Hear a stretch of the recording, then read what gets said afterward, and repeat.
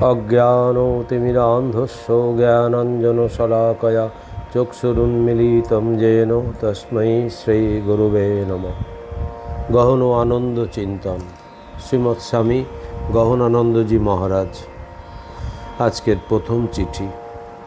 মহারাজ বলছেন, এখন তোমার মার্গদর্শন ইত্যাদির দরকার নেই। উপাসনা পদ্ধতিতে যা কিছু লেখা আছে সেই অনুসারে উপাসনা, ধ্যান, জপ ইত্যাদি করতে থাকার চেষ্টা করো। ততক্ষণ পড়াশোনাতে বেশি পরিশ্রম করে 5-6 বছরের মধ্যে এই পড়ালেখার কাজটা সেরে ফেলো। সময় পেলেই শ্রী শ্রী ঠাকুর, শ্রী শ্রী মা এবং স্বামী বিবেকানন্দ মহারাজ ও ওনাদের গুরুভাইদের জীবনী, ওনাদের উপদেশ, বক্তৃতা এবং চিঠিগুলি ইত্যাদি পড়তে থাকো। রামকৃষ্ণ মঠ, সারদা মঠের কেন্দ্রে গিয়ে সন্ন্যাসী মহারাজগণ এবং প্রব্রাজিকা মাতাজিদের সঙ্গে দেখা করো। আমাকে চিঠি লিখতে থাকো। রু এবং ম তো অনেক বছর ধরে আধ্যাত্মিক জীবন অতিবাহিত করছে, ওদের দুজনের সঙ্গেও কথা বলো। এর পরের চিঠিতে মহারাজ লিখছেন, এই রকম চিঠি তুমি ঠাকুরকে কেন লেখো না? কি করবে? তুমি তো ওনার ঠিকানা জানো না। এক কাজ করতে পারো, তোমার ধ্যান, জপ, উপাসনা, ঘরের লোকদের সেবা ইত্যাদি করছো বলে যে চিঠি তুমি আমাকে লেখো, ওটাকে ডাকে ফেলার আগে শ্রী শ্রী ঠাকুর এবং শ্রী শ্রী মাকে চিঠিটি শুনিয়ে আমাকে পাঠাও। তারপর ওনারাই তোমার মনের মাধ্যমে তোমার প্রশ্নের উত্তর দিয়ে দেবেন, সমস্যার সমাধান করে দেবেন।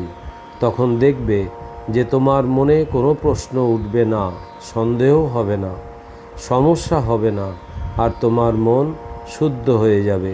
তারপর যা যা কর্ম করবে সব কিছুই মন দিয়ে করতে পারবে। তারপরের চিঠি। মহারাজ বলছেন, নিজের জীবনকে সহজ সরল করে তোলো। যদি সকালে ঘুম ভাঙে তো হাত মুখ ধুয়ে কাপড় বদলে শ্রী শ্রী ঠাকুরের পাশে বসে ধ্যান জপ করো। এটাকে নিয়ে চিন্তা করো না। মনে করো তুমি কিছুই করছো না, উনিই তোমাকে দিয়ে করিয়ে নিচ্ছেন। উনি সর্বক্ষণ তোমার সঙ্গে আছেন, মনে রাখবে। এটাও মনে রেখো, যদি তুমি বিশ্বাস করো উনি তোমার সঙ্গে আছেন, আর যদি সংশয় করো তবে তো কিছুই হবে না। তাই এটা তোমার বুদ্ধির ওপরই নির্ভর। এমনকি তোমার গুরু বলার পরও তুমি বিশ্বাস করতে পারছো না যে উনিই তোমাকে চালাচ্ছেন। তাই অনুক্ষণ ওনার নাম নিতে থাকো, সব কাজ ওনার পরামর্শ নিয়ে করো, ওনার চিত্র একাগ্র মনে দেখো। এই একমাত্র পথ। এর পরের চিঠিতে মহারাজ লিখছেন, তোমাকে কে বলেছে যে পড়াশোনা করা ভুল বা প্রথম শ্রেণীতে বিশেষ যোগ্যতা পাওয়ার লক্ষ্যও ভুল? মনে হয় তুমিই ভুল বুঝছো। পড়াশোনার লক্ষ্য পড়াশোনা করা, সম্পূর্ণ উৎসাহের সঙ্গে। যদি এর মধ্যে অধিকাংশ উৎসাহ রেজাল্টেই কেন্দ্রীভূত হয়ে যায়, তবে তো তোমার মন শঙ্কা, সন্দেহ ইত্যাদিতে ভরে দুর্বল হয়ে যাবে। পাহাড়ে যারা চড়ে তাদের নজর পাহাড়ের শিখরে থাকে না, নিজেদের পায়ের উপর রাখতে হয়, আর এইভাবে সাবধানে চড়াই চড়তে থাকে। ভয়, সন্দেহ ইত্যাদির মনে জায়গা দিও না। যখনই পড়তে বসবে শ্রী শ্রী ঠাকুর, শ্রী শ্রী মায়ের কাছে প্রার্থনা করো যে তোমার মন পড়া ছেড়ে অন্যদিকে বিচরণ না করে। আর যদি মন এদিক সেদিকে চলেও যায় তবে ওনার স্মরণ করো, ওনার কাছে প্রার্থনা করো। এর পরের চিঠিতে মহারাজ বলছেন, প্রভুর মহিমা বুঝতে পারছো, এখন এই ভাবটিকে আরও দৃঢ় করতে হবে। তারপর তুমি দেখবে যে তুমি কিছুই করছো না, সব কিছু হয়ে যাচ্ছে, তোমার দ্বারাই হয়ে যাচ্ছে, কিন্তু সব কিছু করছেন শ্রী শ্রী ঠাকুর। আমাদের পূজ্যপাত হরি মহারাজ স্বামী তুরীয়ানন্দজি মহারাজ একটি চিঠিতে কাউকে লিখেছেন, শ্রী শ্রী ঠাকুর তোমাকে কিছু কাজ করার জন্য দেবেন। ওটাকে মনে প্রাণে করো। ওই কাজ যখন শেষ হয়ে যাবে তো শ্রী শ্রী ঠাকুর তোমাকে অন্য আরেকটি কাজ দেবেন, ওটাকেও মনে প্রাণে করো। ওই কাজও যখন শেষ হয়ে যাবে তো শ্রী শ্রী ঠাকুর আরও একটি কাজ দেবেন, ওটাকেও মনে প্রাণে করো। তারপর শ্রী শ্রী ঠাকুর তোমাকে আর কোনো কাজ দেবেন না। পূজ্যপাদ হরি মহারাজের পত্রাবলী হয়তো তুমি পড়োনি, এটা পড়ে নাও। আসল কথাটি হলো কর্ম মনকে বিশুদ্ধ করে। আচার্য শঙ্কর ভগবৎপাদ বৃহদারণ্যক উপনিষদের ভাষ্যে লিখেছেন, কর্মভি সংস্কৃতা হি বিশুদ্ধাত্মা শক্লুবন্ত জাত্মনাম অপুনিশত প্রকাশিতম অপ্রতিবন্ধেন বেদিতুম এবং হিতার্থবর্ণ বিশুদ্ধ সত্যস্ততস্ততং পশ্যতে নিষ্কলং ধ্যায়মান ইতি স্মৃতিশ্চ জ্ঞানম উতপদ্যতে পুংসাং ক্ষয়াত পাপস্য কর্মণ ইত্যাদি। এর পরের চিঠিতে মহারাজ বলছেন, সুস্থ হয়ে গেছো, ভালো হয়েছে। তোমার কাছে কোনো কাজের জন্য সময় কম হচ্ছে তুমি কি করে জানো? তোমাকে শুধু দেখতে হবে আমাদের প্রভু কিভাবে নিজের ইচ্ছে অনুযায়ী তোমাদের হৃদয়ের অন্তর্প্রকোষ্ঠে বসে আমাদের সঙ্গে খেলা করছেন। অর্থটা হলো যে আমাদের খেলতে হবে না, আমরা ওনার হাতের খেলনা মাত্র। আমরা ঘড়ি, উনি ব্যাটারি। উনি চালনা করেন, আমরা চলি। শ্রী শ্রী ঠাকুর প্রত্যেক কথাতেই কালী মায়ের দোহাই দিতেন। শ্রী শ্রী মা সারদা দেবী, স্বামীজি মহারাজ ইত্যাদি সকলে শ্রী শ্রী ঠাকুরের দোহাই দিতেন। ওনাদের অভিজ্ঞতা ছিল যে শ্রী শ্রী ঠাকুরই স্বরূপত পরমাত্মা, যার উপস্থিতিতে ওনারা জগতের হিত কার্যে লেগে পড়েছেন। সেই রকম আমাদেরও বুঝতে হবে, যেমন যেমন আমাদের বুঝবার ক্ষমতা পাকা হয়ে যাবে তেমন তেমন আমরা ওনার নিকট থেকে নিকটতর হয়ে যাব। তার আগে তুমি কোথায় যাবে এটাতেই তোমার সম্পূর্ণ সময় চলে যাবে। তারপর যখন ওনার নিকটে চলে যাবে তখন কাল, অকাল, কালী, অকালী সব কিছু থেকে বাইরে চলে যাবে, আত্মারামের আশ্রিত হয়ে যাবে। এর পরের চিঠিতে মহারাজ লিখছেন, প্রসাদ তো অনেক ভাগ্য করলে পাওয়া যায়। দেখো তো, তুমি প্রসাদ খেয়েছো, তাই তোমার মন স্বচ্ছ হয়ে গেছে। তখন তোমার মনে প্রশ্ন উঠল, যে কাজ তুমি করেছো হয়তো সেটি ঠিক হয়নি, স্বপ্ন দেখছো। ঠিক আছে, এখন থেকে শ্রী শ্রী ঠাকুর যেভাবে নিজের জীবনে করতেন, যেমন তুমি শ্রীরামকৃষ্ণ কথামৃততে পড়েছ, যখনই কিছু খাবে প্রথমে প্রভুকে, নিজের ইষ্ট দেবতাকে স্মরণ করে খাও। ক্রমশ এটাকে তোমার প্রত্যেক কাজের সঙ্গে করো। যখনই কিছু করবে নিজের হৃদয়স্থিত শ্রী শ্রী ঠাকুর থেকে স্পষ্ট আজ্ঞা নিয়ে করো। যেমন শ্রী শ্রী ঠাকুর শ্রী শ্রী কালীমাতার সঙ্গে কথা না বলে কিছুই করতেন না। এরপরের চিঠি মহারাজ বলছেন, একটি 6-8 মাসের শিশুকে 25-50 পয়সা বা 1-2 টাকার মুদ্রা দাও, তারপর আবার 500 টাকার 1-2 নোট দাও। দেখবে সে ওই কাগজের নোটগুলোকে খুব তাড়াতাড়ি ছিঁড়ে ফেলবে এবং মুদ্রাগুলো দিয়ে খেলতে মেতে উঠবে। এর কারণ হলো সে মুদ্রা এবং নোটের মূল্য জানে না। এইভাবে নিজের সম্পর্কে জানো। তোমার মনকে শ্রী শ্রী ঠাকুর সামলে সামলে রাখবেন, মুদ্রাকে উনি পরোয়া করবেন না। সুতরাং নিজের বুদ্ধির শুদ্ধির জন্য অবিরাম দীর্ঘকাল পর্যন্ত শ্রদ্ধার সঙ্গে শ্রী শ্রী ঠাকুরের নাম জপের প্রক্রিয়া বিধিপূর্বক করতে থাকো।